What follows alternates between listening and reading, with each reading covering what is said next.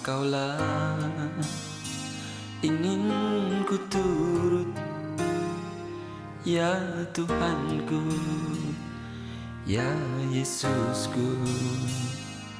Karena semua dosa-dosaku Kau tebus dengan darah-Mu.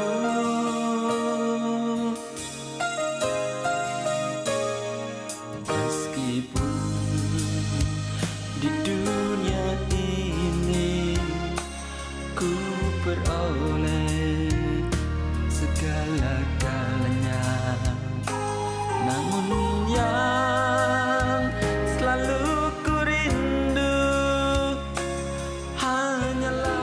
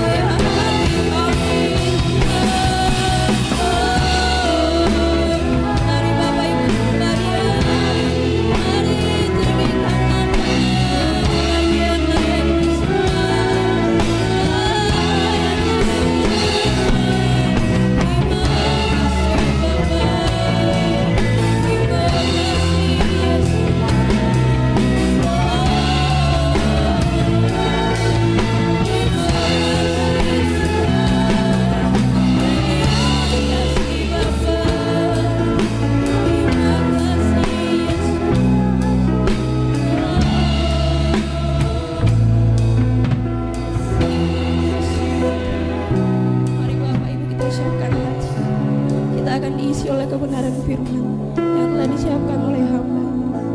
Mari Bapak Ibu kita siapkan hati. Terima kasih Bapak.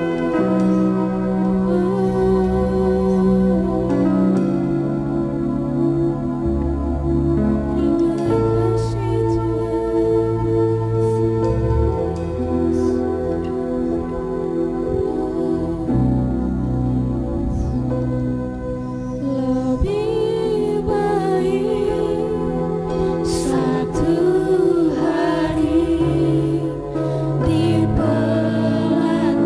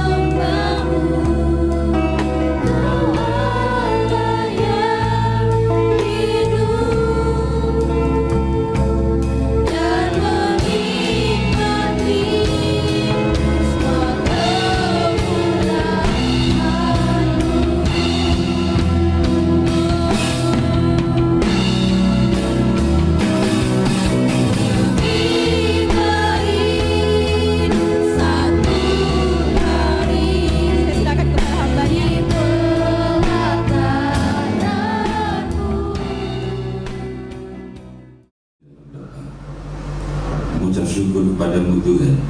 Pada hari ini kembali Engkau memberikan kami kesempatan untuk berkumpul bersama-sama dengan saudara-saudara kami seiman, bersama-sama dengan keluarga dalam suatu ibadah di mana kami mengucap syukur. Satu minggu lagi Engkau memelihara kehidupan kami. Hari demi hari semua kami jalani hanyalah oleh karena anugerah-Mu semata-mata. Demikian juga kalau kami masih ada sampai hari ini, kami masih hidup, masih sehat, masih bernafas, ada tempat tinggal yang baik, ada keluarga yang mengasihi. Engkau juga sediakan rezeki untuk kami makan. Demikian juga pada hari ini Engkau masih memberikan kami kesempatan. Ini adalah semua anugerah-Mu, dan kami percaya Tuhan bahwa Engkau masih punya banyak rencana dalam setiap kehidupan kami. Siapapun kami dan apapun keberadaan kami datang kepadamu, kami mohonkan sesuatu, dan Engkaulah yang memberikan kami kekuatan. Memang Engkau tidak pernah menjanjikan langit yang selalu cerah.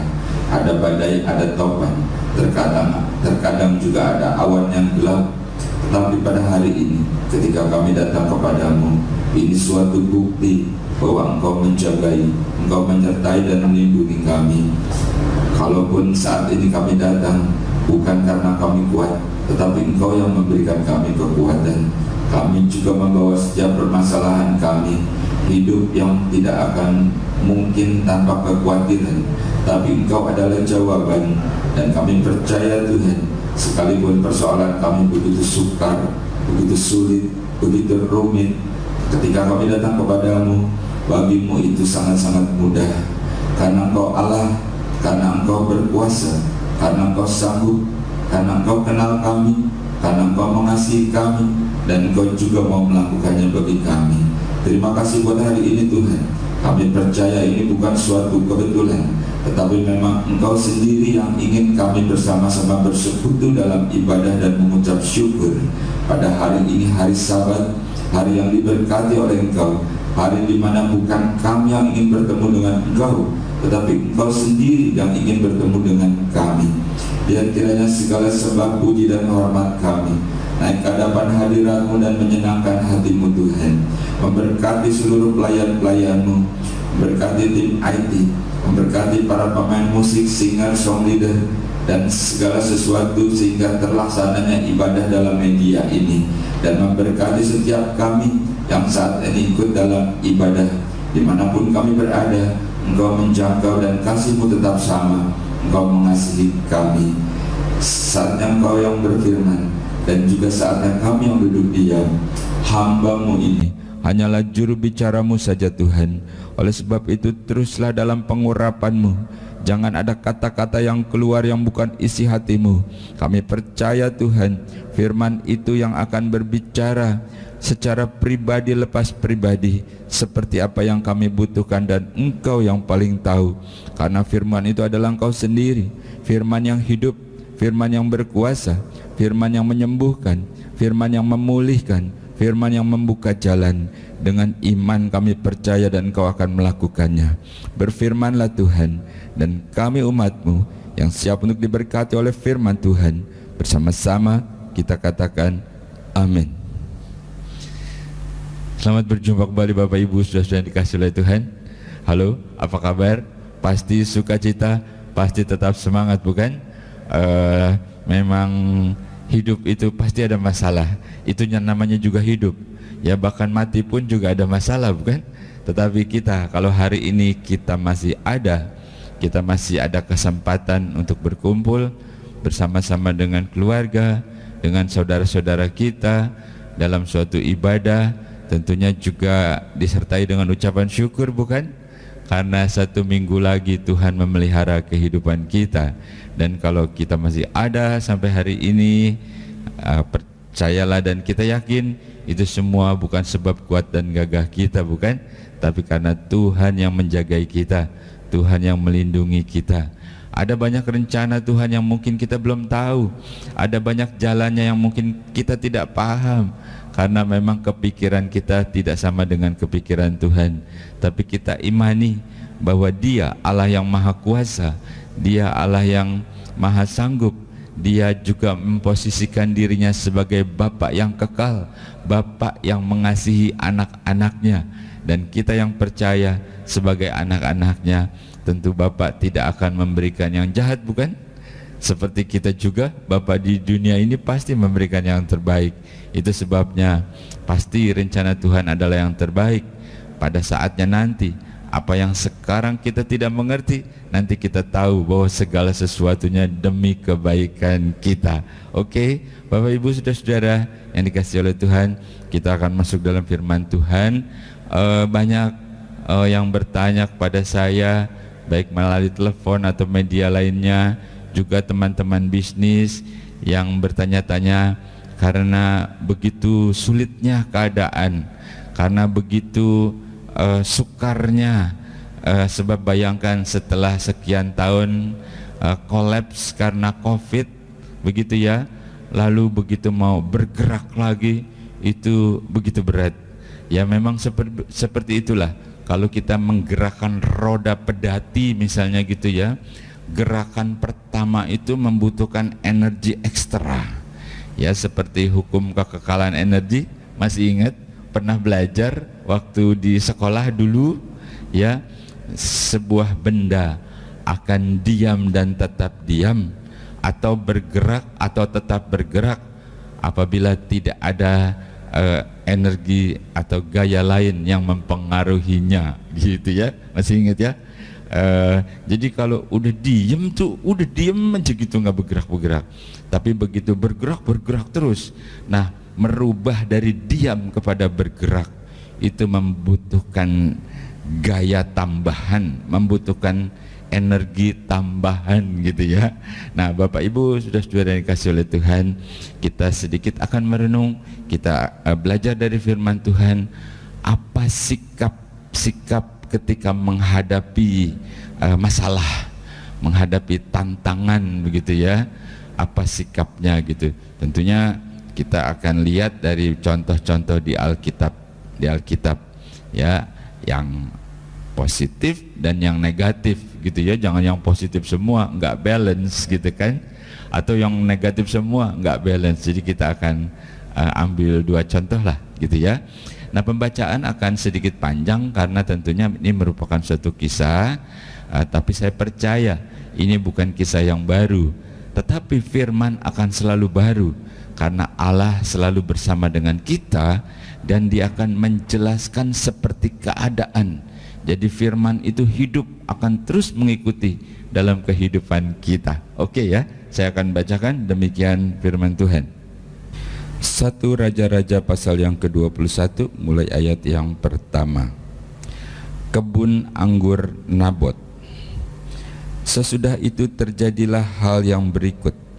Nabot orang Yesreel mempunyai kebun anggur di Yesreel di samping istana Ahab, Raja Samaria. Berkatalah Ahab kepada Nabot, berikanlah kepadaku kebun anggurmu itu, supaya kujadikan kebun sayur, sebab letaknya dekat rumahku. Aku akan memberikan kepadamu kebun anggur yang lebih baik daripada itu sebagai gantinya. Atau jikalau engkau lebih suka, aku akan membayar harganya kepadamu dengan uang. Jawab Nabot kepada Ahab, kiranya Tuhan menghindarkan aku daripada memberikan milik pusaka nenek moyangku kepadamu. Lalu masuklah Ahab ke dalam rumahnya dengan kesal hati dan gusar karena perkataan yang dikatakan Nabot orang Yesreel itu kepadanya, tidak akan kuberikan kepadamu milik pusaka nenek moyangku. Maka berbaringlah ia di tempat tidurnya dan menelungkupkan mukanya dan tidak mau makan.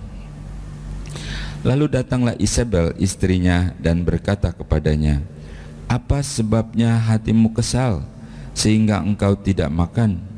Lalu jawabnya kepadanya, sebab aku telah berkata kepada Nabot orang Yesreel itu, berikanlah kepadamu kebun anggurmu dengan bayaran uang, atau jika engkau lebih suka, aku akan memberikan kebun anggur kepadamu sebagai gantinya.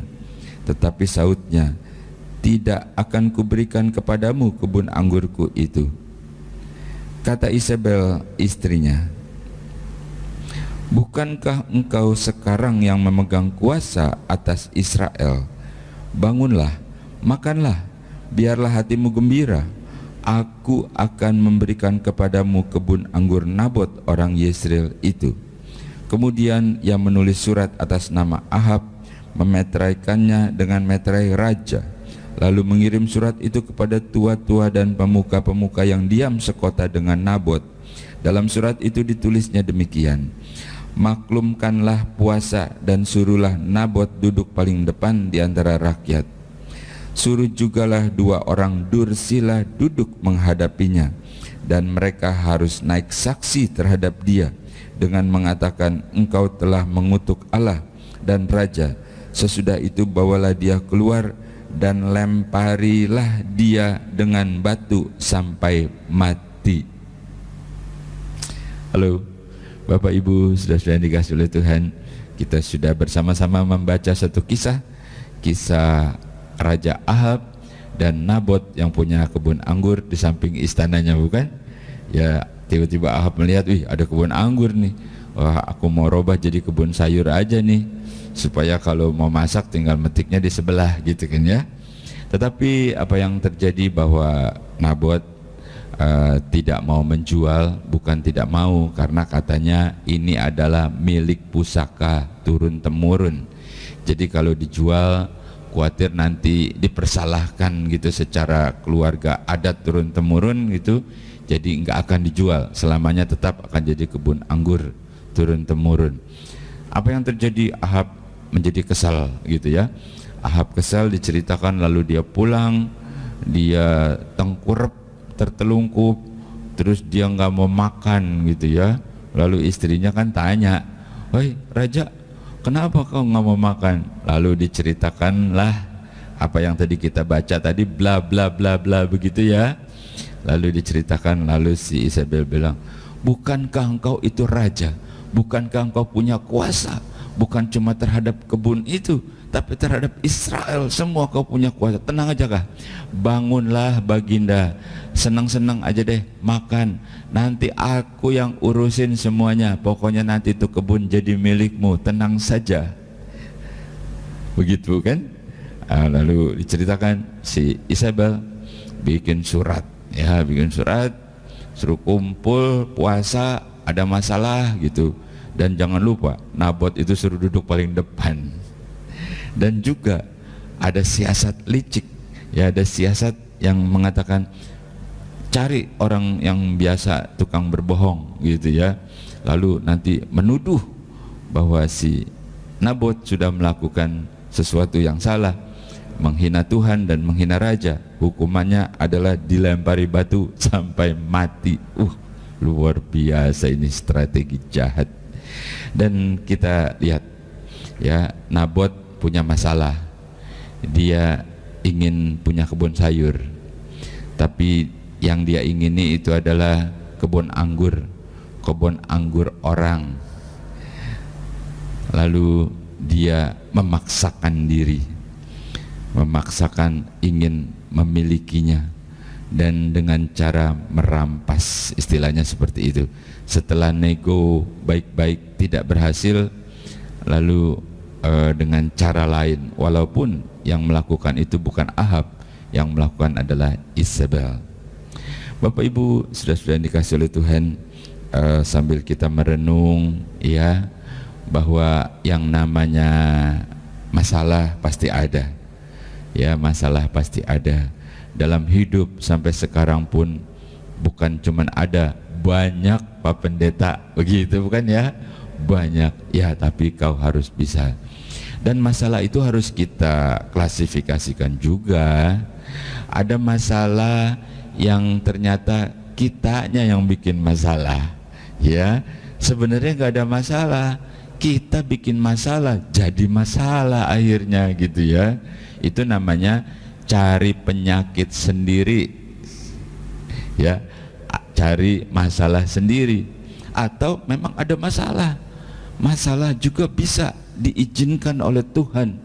Ada masalah tentunya untuk mendidik, untuk membuat kita jadi lebih arif, membuat kita lebih bijaksana, membuat kita lebih beriman, membuat kita menjadi lebih imun. Kalau nanti ada masalah lain lagi, bisa masalah itu diizinkan oleh Tuhan, tapi jangan cari masalah gitu ya. Halo. Nah, Bapak Ibu Saudara, kita lanjutkan lagi nih, si Ahab. Ahab ini punya masalah. Dia pengen kebun sayur dari kebun anggur milik orang lain gitu ya. Nah, menghadapi masalah si Ahab ini kita cermati ya, kita pelajari. Ahab ini ketika menghadapi masalah, lalu dikatakan lalu dia pulang ke rumahnya, dia kesel, lalu dia tidur tertelungkup, dan lalu dia enggak mau makan gitu ya, ngambek ngambek Nabot. Jadi apa namanya, Nabot, Ahab, maaf salah sebut, Ahab ngambek gitu ya, karena gara-gara sepetak kebun anggur milik orang lain yang dia ingini, lalu Ahab ngambek, nggak mau makan, lalu murung. Aneh ya, itu seorang raja seperti anak kecil. Tahu anak kecil yang kalau nggak dikasih permen itu langsung ngambek gitu ya, langsung nangis gitu. Nah, itu dia Ahab.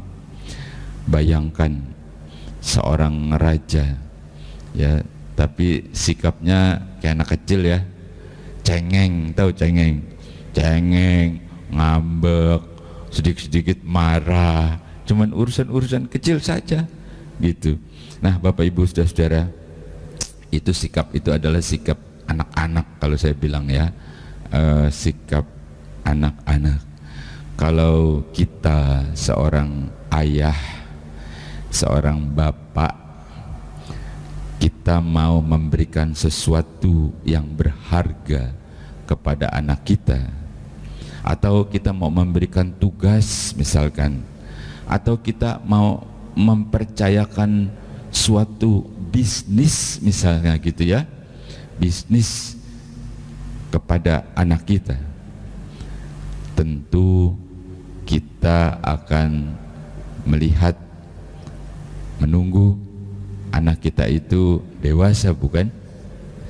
Nggak mungkin kau percayakan suatu bisnis kepada anakmu yang masih kanak-kanak, atau kau memberi tugas penting lalu kepada anakmu yang masih anak-anak, tentu tidak, bukan? Nah, demikian juga kehidupan kerohanian. Kalau maaf ya, kalau kerohanianmu masih kanak-kanak, lalu bagaimana bapakmu mau mempercayakan sesuatu yang besar kepadamu? Nabot ini kayak anak kecil, cengeng lagi, nangis, nggak mau makan. Nabot seperti anak-anak. Kebayang gak sih kalau kerohanian seperti itu, lalu berdoanya minta berkat yang besar? Tuhan bingung kali ya, kau anak kecil mintanya yang besar, kau harus dewasa lah. Memberikan kepadamu itu mudah karena aku stoknya banyak, kata bapaknya gitu ya. Kalau memberikan sesuatu, anak kecil minta belinya motor, naik sepeda aja belum bisa. Halo, gitu ya kira-kira ya. Jadi aduh, betul-betul dalam kehidupan juga menuntut hal seperti itu. Bagaimana harus bersikap, bagaimana harus bertindak, bertindaklah dewasa. Dan ini contoh yang negatif banget nih kalau menurut saya ya, si Ahab itu artinya kok begitu sih gitu. Seorang raja, seorang pemimpin lalu memaksakan kehendak gitu ya, dan sampai akhirnya merampas milik orang. Padahal raja kalau dia nggak dapat yang itu mau beli yang lain juga banyak, bukan? Masih banyak kebun-kebun anggur, kebun sayur dan lain-lain yang bisa dibeli sama dia. Tapi ini anak kecil jadi saya bilang anak kecil dalam tanda kutip, maksa terus gitu ya, sehingga akhirnya berbuat dosa walaupun itu dibantu oleh istrinya, tapi itu menyangkut kepada pokok permasalahannya adalah terhadap dia. Jadi ini adalah sikap negatif. Tuhan ingin kita dewasa dalam berbagai hal, apakah dalam kerohanian, dalam tindakan pelayanan, apakah dalam kesehari-harian, apakah engkau sebagai seorang bapak dalam keluarga, atau engkau sebagai seorang ibu dalam keluarga terhadap suami dan anak-anakmu, atau engkau anak-anak di rumah, atau dalam bisnis pun begitu. Jadi memang harus bertindak dewasa. Kalau Salomo berkata, hendaklah engkau bijaksana, begitu bukan? Jadi ini satu contoh yang negatif, tapi bisa merupakan pelajaran koreksi bagi kita. Nah, si Ahab ini ya, karena ngambek, tentu istrinya kan berusaha untuk suaminya ini bergembira, bukan? Dikasih tahu, kenapa sedih hatimu, kenapa muram, kenapa enggak mau makan? Bangunlah, gembiralah, bukankah engkau raja atas Israel? Kan gampang dong gitu. Maksudnya kan ya bisalah dengan cara lain ya, tapi di sini kisahnya ini, lalu Isabel ini membuat rencana-rencana jahat ya, karena sehubungan dengan keinginan si Ahab ini, bukan? Sehingga akhirnya membunuh. Dan kita baca satu ayat lagi ya tentang si Ahab dan Nabot ini. 1 Raja-Raja pasal 21 ayat yang ke-15, yang ke-19. Katakanlah kepadanya demikian, beginilah firman Tuhan, engkau telah membunuh serta merampas juga. Katakan pula kepadanya, beginilah firman Tuhan, di tempat anjing telah menjilat darah Nabot, di situ jugalah anjing akan menjilat darahmu.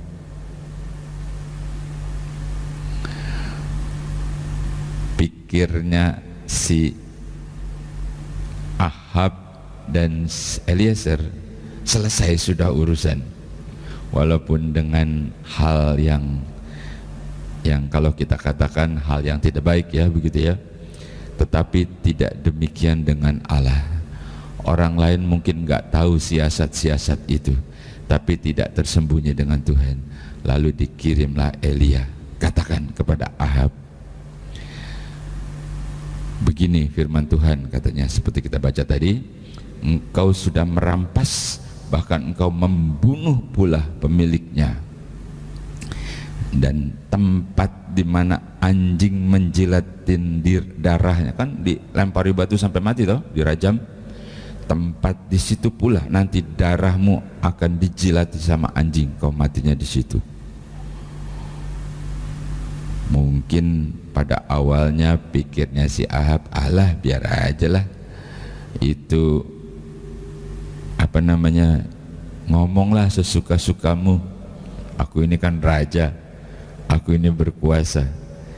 Dia lupa kalau segala sesuatunya itu Allah itu yang maha kuasa. Dia bisa berbuat apa saja dan dia itu Allah yang adil, Allah yang benar. Dan kisah selanjutnya kita tahu ya, bahwa benar terjadi ya, ketika panah kena dalam satu peperangan, bawa aku pulang, di tengah jalan darahnya berjajar-jajar, matinya pas di situ. Jadi nubuatan pasti digenapi, karena itu adalah perkataan Allah sendiri. Bapak Ibu, saudara-saudara dikasihi oleh Tuhan, kita belajar dari seorang raja yang sebenarnya dia bisa berbuat baik, dia bisa melakukan yang lain, yang tidak perlu harus membunuh, tidak perlu harus merampas milik orang, ya, tidak perlu juga harus merugikan gitu ya, bisa. Tapi sayang ya, caranya si Ahab menghadapi masalah itu sangat negatif banget gitu ya. Jadi di sini tidak ada ya kita ya yang merampas gitu, yang walaupun orang lain nggak tahu, ingat Tuhan itu tahu. Dia ingin kita jadi baik, dia ingin memberkati kita. Nggak ada yang sukar buat Tuhan. Ya seperti saya katakan di awal, begitu banyak teman cerita begitu sulit, begitu sukar. Saya katakan tidak ada yang sukar buat Tuhan. Buat kita memang sulit karena kita pikirin pakai otak kita. Kita lihat prediksi, lalu kita mulai menganalisa, hasilnya seperti itu ya, bahwa 2 tambah 5 itu sama dengan 7 begitu ya. Tapi Tuhan gak begitu Bapak Ibu Saudara-saudara. Matematikanya Tuhan itu berbeda. 2 tambah 5 itu bukan 7, tetapi 5.000 orang yang makan, masih ada sisanya 12 bakul, makan sampai kenyang. Itu matematikanya Allah. Jadi Allah bilang, engkau percaya bahwa aku setia, aku sanggup, aku melakukannya walaupun belum kau lihat. Bapak Ibu Saudara-saudara, itu yang pertama. Jadi hal yang negatif dari seorang raja yang punya kuasa. Berikutnya yang kedua, kita akan lihat dan kita akan baca 2 Tawarik pasal 20 mulai ayat yang pertama. Kemenangan atas Moab dan Amon, akhir pemerintahan Yosafat. Setelah itu Bani Moab dan Bani Amon datang berperang melawan Yosafat bersama-sama sepasukan orang-orang Meonim. Datanglah seorang memberitahukan Yosafat, suatu laskar yang besar datang dari seberang laut Asin, dari Edom, menyerang tuanku. Sekarang mereka di Haseson Tamar, yakni En-Gedi. Yosafat menjadi takut, lalu mengambil keputusan untuk mencari Tuhan. Ia menyerukan kepada seluruh Yehuda supaya berpuasa, dan Yehuda berkumpul untuk meminta pertolongan daripada Tuhan. Mereka datang dari semua kota di Yehuda untuk mencari Tuhan. Lalu Yosafat berdiri di tengah-tengah jemaah Yehuda dan Yerusalem di rumah Tuhan, di muka pelataran yang baru, dan berkata, ya Tuhan Allah nenek moyang kami, bukankah engkau Allah di dalam surga? Bukankah engkau memerintah atas segenap kerajaan bangsa? Kuasa dan perkataan ada di dalam tanganmu, sehingga tidak ada orang yang dapat bertahan melawan engkau. Bukankah engkau Allah kami yang menghalau penduduk tanah ini dari depan umatmu Israel dan memberikannya kepada keturunan Abraham sahabatmu itu untuk selama-lamanya? Lalu mereka mendiami tanah itu dan mendirikan bagimu tempat kedua untuk tempat kudus untuk namamu. Kata mereka, bila sesuatu malapetaka menimpa kami, yakni pedang, penghukuman, penyakit sampar, atau kelaparan, kami akan berdiri di muka rumahmu di hadapanmu, karena namamu tinggal di dalam rumah ini. Dan kami akan berseru kepadamu di dalam kesesakan kami, sampai engkau mendengar dan menyelamatkan kami.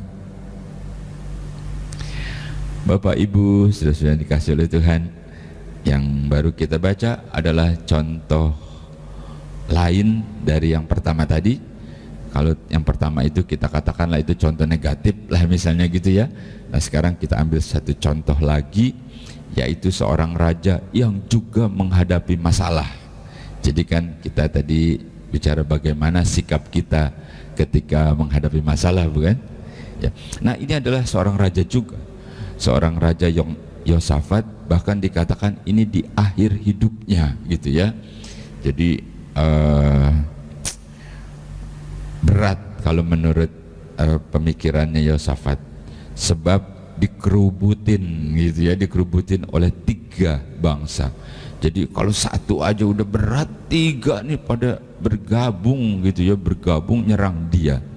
Jadi ketika disampaikan, Tuanku Raja, waduh ada sepasukan udah berkemah nih, udah deket dengan kita. Disebutin si A, si B, si C, waduh laskarnya kuat banget deh pokoknya gitu. Dan yang melaporkan ini benar-benar akurat gitu ya, akurat. Lalu firman Tuhan berkata, Yosafat menjadi takut. Kita lihat bahwa hidup itu memang banyak masalah, dan khawatir dan takut itu pasti ada pada setiap orang. Apakah dia itu seorang anak-anak pun ada rasa khawatir, orang dewasa ada khawatir, seorang suami ada khawatir, istri juga ada, kepala negara juga pasti ada rasa khawatirnya. Itulah hidup manusia. Sebab Yesus sendiri bilang, mengapa kamu khawatir begitu ya, apalagi soal makan, soal minum gitu. Yesus bilang, jadi artinya khawatir itu memang ada, bisa menghinggapi siapapun. Dan menurut Yosafat ini juga dia sesuatu yang berat ya, seorang raja yang biasanya berani ya, tapi ketika dia lihat satu pasukan yang besar, kan bisa mengukur toh berapa kekuatan musuh, berapa kekuatanku gitu ya. Kalau memang berimbang, oke lah tempur. Atau misalkan, oh musuh kekuatannya sekian, aku lebih besar, serang gitu ya. Logikanya begitu bukan? Tetapi ketika diukur kekuatannya si musuh jauh lebih besar, maka dari itu tadi yang kita baca dikatakan Yosafat, Raja Yosafat menjadi takut. Sampai di sini ini sama, setiap manusia takut. Tapi ada lebihnya. Yosafat lalu mencari Tuhan. Ya, tadi kita sudah baca ya. Nah, Bapak Ibu, saudara-saudara bisa baca lagi gitu ya. Lalu Yosafat mencari Tuhan. Tadi kan Yosafat menjadi takut, gitu ya. Lalu Yosafat mencari Tuhan. Bagaimana dengan kita? Ketika takut, cari yang lain ya. Nggak usah diceritakan lah ya. Jadi panjang nih, nggak selesai. Tapi Yosafat mencari Tuhan, karena Yosafat tahu Tuhan Allah yang hidup, Allah yang berkuasa, tempat dia bernaung, tempat dia berlindung. Maksudnya Yosafat seperti kita bukan? Kalau kita masih ada sampai hari ini, semua adalah anugerah, karena Tuhan melindungi, karena Tuhan menjagai, dan Tuhan juga memberkati. Kalau bukan karena Tuhan, sia-sia yang kita kerjakan ya. Jangan-jangan kita seperti menyimpan anggur dalam kirbat yang lama, yang bolong gitu ya.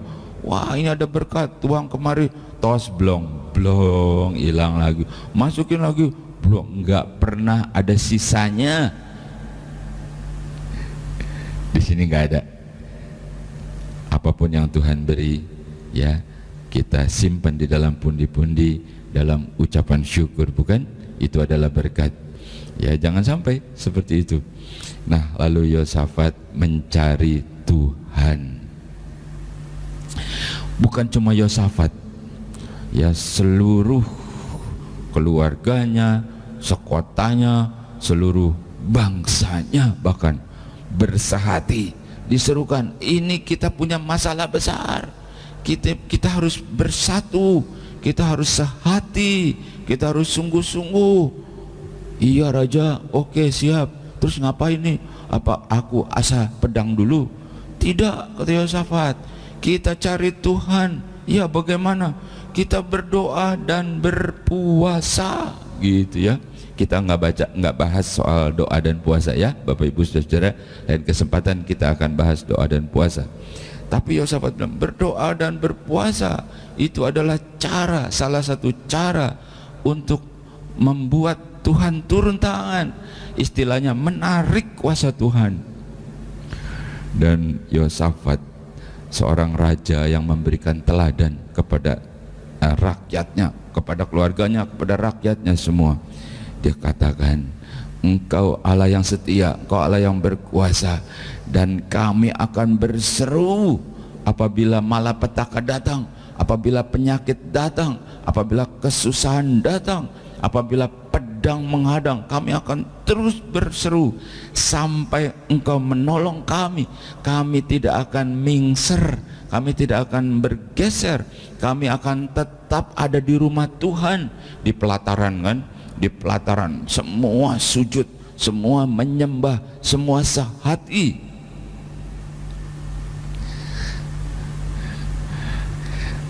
Bapak Ibu sudah dikasih oleh Tuhan, bisakah kita seperti itu? Sejak anak-anak masih kecil nih, kami sekeluarga setiap malam kita duduk berdoa. Pokok-pokok doa kita sebutkan, lalu berdoa terus buat mesbah. Tidak akan beranjak sampai Tuhan melakukannya bagi kita. Bisa begitu? Yosafat menyerukan semua sehati. Jangan udah biarin aja, itu mah tugasnya pendeta. Biarin aja, itu mah tugasnya bapak itu, si ibu itu. Aku mah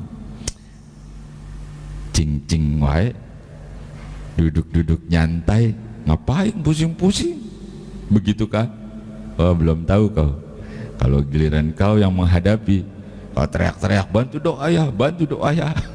Paling ngerame biasanya begitu. Halo, di sini nggak ada, udah dewasa semua, rohaninya sudah dewasa. Sebab tadi kita bilang kan, cuma yang dewasa rohaninya baru Tuhan bisa mempercayakan hal-hal besar.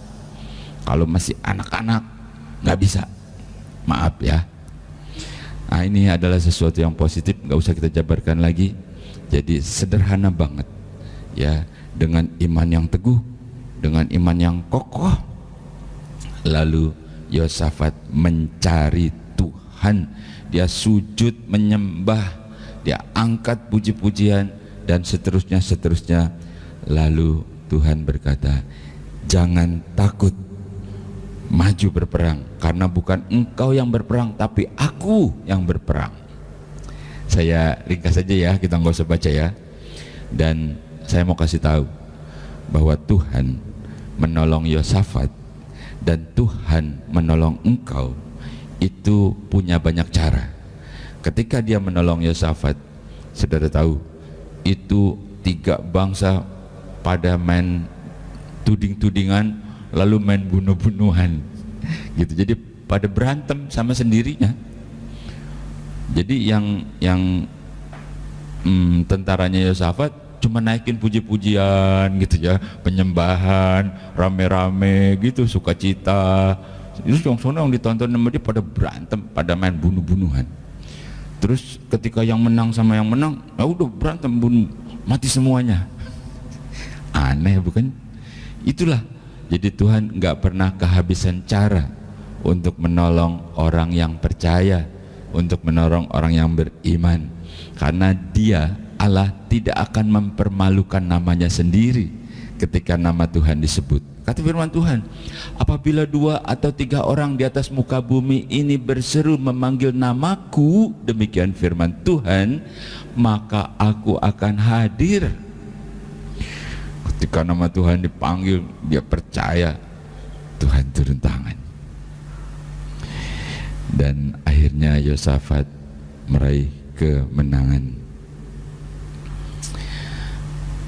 Kita baca satu ayat sebagai penutup ya, apa yang dikatakan oleh Bapak Petrus. 1 Petrus pasal 5 ayat yang ke-6. Karena itu rendahkanlah dirimu di bawah tangan Tuhan yang kuat, supaya kamu ditinggikan pada waktunya. Serahkanlah segala kekhawatiranmu kepadanya, sebab Ia yang memelihara kamu. 1 Petrus pasal 5 ayat yang ke-6 dan ke-7 berkata, rendahkan dirimu, datang kepada Tuhan, mengakui siapa kita, segala kesalahan kita, lalu serahkan, taruh itu di bawah tangan Tuhan yang kuat dengan iman, dengan percaya, dan Tuhan akan bekerja memberikan kekuatan kepadamu sampai engkau tampil menjadi pemenang, sampai kemuliaan Tuhan terlihat dalam hidupmu, terlihat dalam keluargamu, terlihat dalam bisnismu, terlihat dalam pelayananmu, dan nama Tuhan yang ditinggikan. Sebab itu seperti Yosafat, mencari Tuhan dan percaya. Oke, Bapak Ibu saudara-saudara, sudah balance ya. Kita sudah bahas yang negatif, kita juga bahas yang positif. Selanjutnya terserah Anda gitu ya. Terserah bagaimana kita bertindak. Jadilah bijaksana, jadilah pandai, jadilah cerdik, dan Tuhan senang orang yang seperti itu, dan nama Tuhan ditinggikan. Oke, tetap kuat, tetap semangat. Tuhan akan terus menjagai dan menolong kita. Mari kita berdoa. Mengucap syukur kepadamu Tuhan, karena hari ini Engkau masih memberikan kami kesempatan di mana kami bisa bersekutu, dan Engkau masih berkenan untuk berbicara kepada kami. Meteraikan setiap perkataan firman-Mu itu menjadi kekuatan, sehingga kami akan terus melangkah dan melangkah bersama dengan Engkau dalam setiap kemenangan, dan kemuliaan itu adalah kemuliaan milik-Mu yang Kau percayakan kepada kami. Kami percaya Tuhan bahwa ini bukan suatu kebetulan, tapi memang Engkau yang berbicara secara pribadi untuk memberikan kami kekuatan, memberikan kami penghiburan, sehingga ketika kami melangkah, kami tidak sendiri lagi, tapi kami melangkah bersama dengan Engkau yang memberikan kami kekuatan. Hari ini, pada hari pertama di minggu ini, kami mulai bersama dengan Engkau, dan kami menyerahkan seluruh aktivitas kami sepanjang minggu ini. Apapun yang Kau percayakan untuk kami kerjakan. Mereka yang berniaga, mereka yang berdagang, Kau berkati Tuhan. Mereka yang bekerja, tempat di tempat mereka bekerja pun Kau berkati. Demikian juga kami berdoa buat anak-anak kami yang masih kuliah, yang masih sekolah. Berikan hikmat, akal budi, cukupi biaya-biaya pendidikan mereka. Jagai ketika mereka dalam perjalanan, jagai dalam pergaulan mereka. Kami percaya Tuhan bahwa anak-anak kami adalah milik-Mu yang Kau percayakan kepada kami. Oleh sebab itu Engkau yang akan merajut masa depan yang terbaik kepada kami. Yang sudah tidak bekerja sekalipun Tuhan, Engkau cukupi dengan cara-Mu yang ajaib. Berkati anak-anaknya, berkati mantu-mantu dan cucu-cucunya. Berikan kesehatan, berikan umur panjang, sampai kami bisa melihat anak-anak dari anak-anak kami tumbuh dewasa di dalam Engkau. Terima kasih buat hari ini Tuhan. Terima kasih buat berkat-Mu, karena Engkau masih terus bekerja bersama dengan kami. Dan kembalikan kami pada minggu berikutnya seperti hari ini, saat kami beribadah dan mengucap syukur. Kami percaya Tuhan, inilah hari perkenanan itu. Kami terima berkat-Mu dengan sukacita. Bersama-sama kita katakan amin.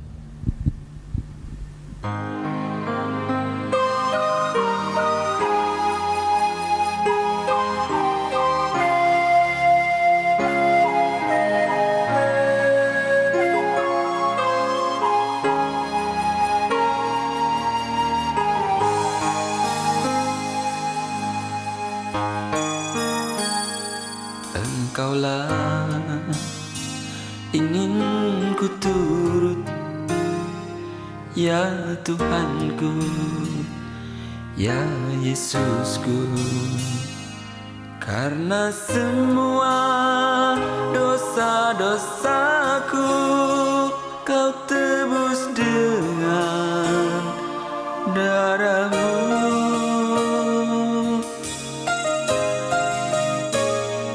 Meskipun di dunia ini ku peroleh segala-galanya, yang selalu ku rindu hanyalah kasih-Mu Tuhanku.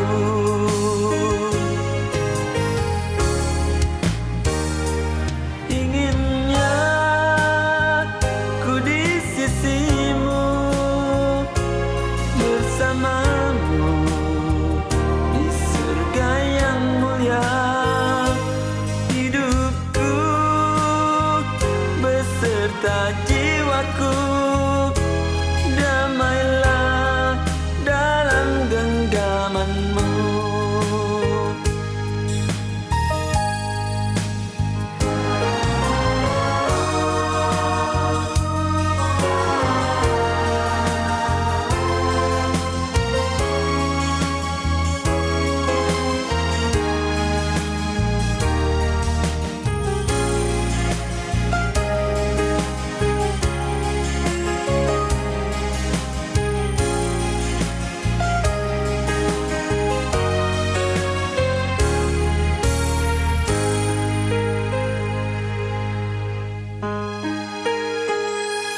Meskipun di dunia ini ku beroleh segala-galanya, namun yang selalu ku rindu hanyalah kasih-Mu Tuhanku.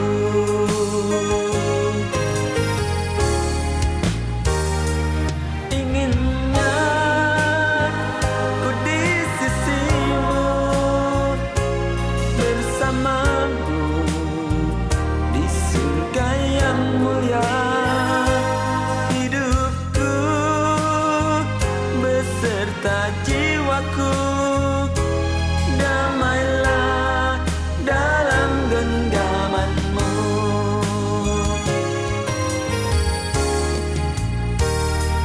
Inginnya ku di sisi-Mu, bersama-Mu di surga yang mulia. Hidupku beserta jiwaku,